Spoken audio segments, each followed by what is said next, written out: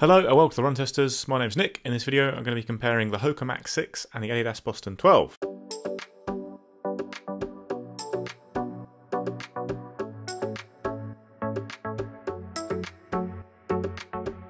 The Boston 12 and the Mach 6 are both versatile daily trainers that lean a little bit more to the speedy end of things on paper, but I found them very good for a wide variety of runs. They're two of my favourite shoes on the market, so I thought it would be worth comparing them because they come in at a similar price as well. The Boston is £140 or $160.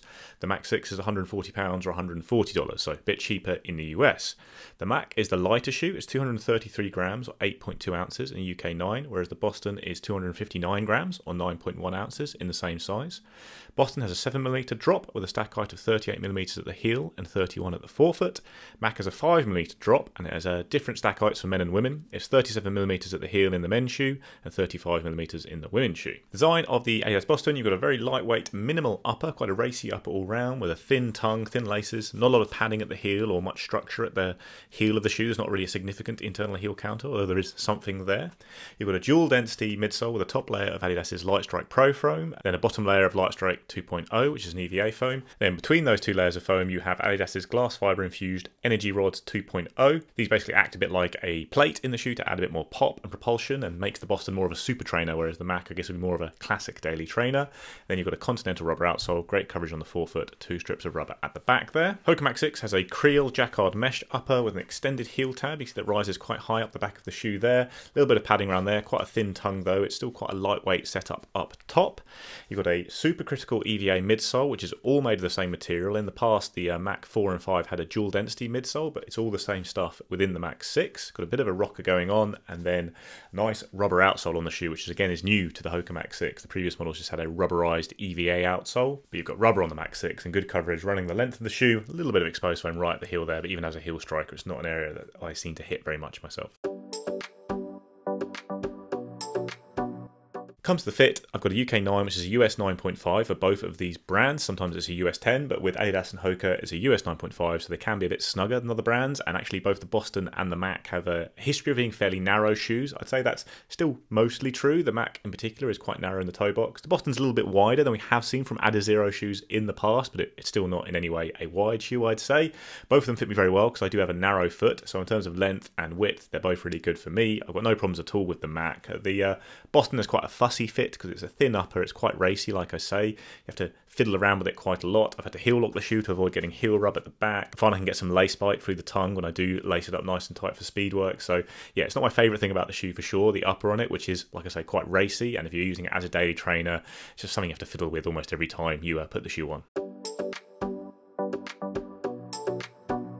Comes to the run test, Boston obviously came out last year and it was one of my favourite shoes of last year. It's just a really versatile and impressive all-rounder, like a really good update on what we saw from the Boston 10 and 11, which were comfortable long-distance cruisers but a bit heavy and not really what I thought of as a Boston shoe. This very much is. It's got a lightweight, fast feel. It feels very nippy. It's not actually the lightest shoe in the world, but it feels lighter than its weight. It pushes you onto your forefoot and you get a nice fast ride from the combination of that Lightstrike Pro foam and the rods in the midsole. It's a really dynamic, punchy feeling when you are upping the pace, but you can also go right back to easy pace in the shoe and it feels pretty comfortable. You've got big high stack here and the two foams involved are quite soft and they meld together quite nicely on the run to give you that dual density feeling where you're sinking into that bouncy top layer, hitting a slightly firmer layer beneath and then getting a nice responsive toe off. And at easy paces, they do feel just nice and cushioned and protective. It's not the widest shoe at the back, and maybe some people find it a bit unstable because of that, especially when you're looking at easy runs, but certainly a nice quick shoe that has that range to go from easy runs right up to very fast ones. The Mach 6 lives up to the high standards of the Hoka Mach line. I've been a fan of the shoe for the last few generations as just a really nice, simple, lightweight, versatile, all-rounder shoe that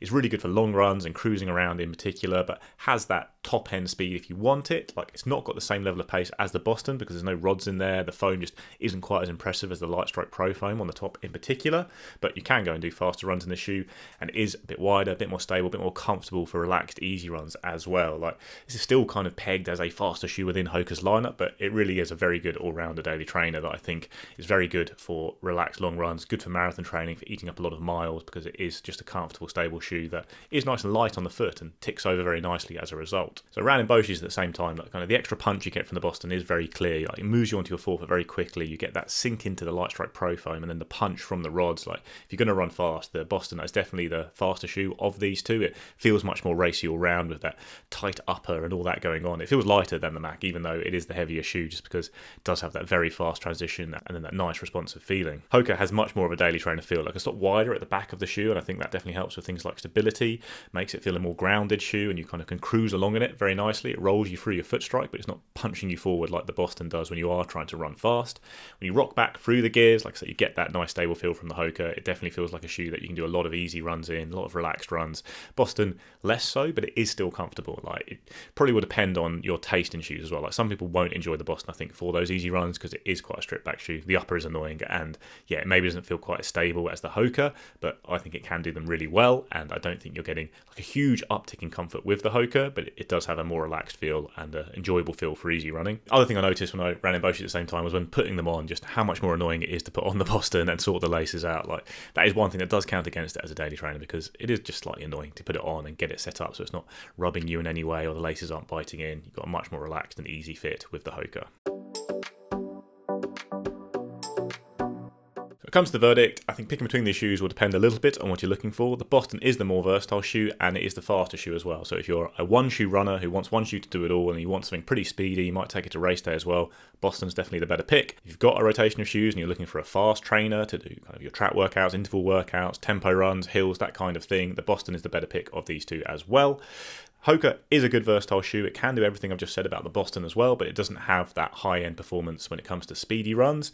I think it is a more relaxed and comfortable easy day shoe, so if you're looking to round out a rotation with an easy day shoe or a daily trainer with much more of an emphasis on long runs, relaxed runs, just, you know, racking up a lot of miles, I think the Hoka is the better option for that because it is that bit more comfortable. It feels very good at those relaxed paces. Boston can do them, but it isn't as comfortable as the Hoka, certainly for just easy long runs, I'd say. So although the shoes do overlap, you could potentially look at both of them in a rotation, with the Boston as your speed shoe and the Hoka as your everyday relaxed daily trainer, but I think there is so much overlap there, I'd probably be picking between them, whether you prefer the punchier ride of the Boston with the rods in the midsole or the simple, more relaxed ride of the Hoka without those rods in there, with slightly less impressive foam all round, but still a very good all-round shoe. The only other thing I'd say when picking between them is looking at value, and although they are the same price in RRP and the Boston's actually more expensive in the US, Boston is a shoe that pops up in sales a lot. Like I've seen it pretty often for under £100, under $100 in things like Black Friday sales, and it's actually a little bit harder to find deals on the Hoka Mach line in my experience looking at past models. So that's the thing about the Boston, it can come up very cheap, and then you've got a really good value shoe that can do a little bit of everything, although I do think some runners will find it a bit narrow, a bit too racy for easy runs, in which case something like the Hoka would be a better option.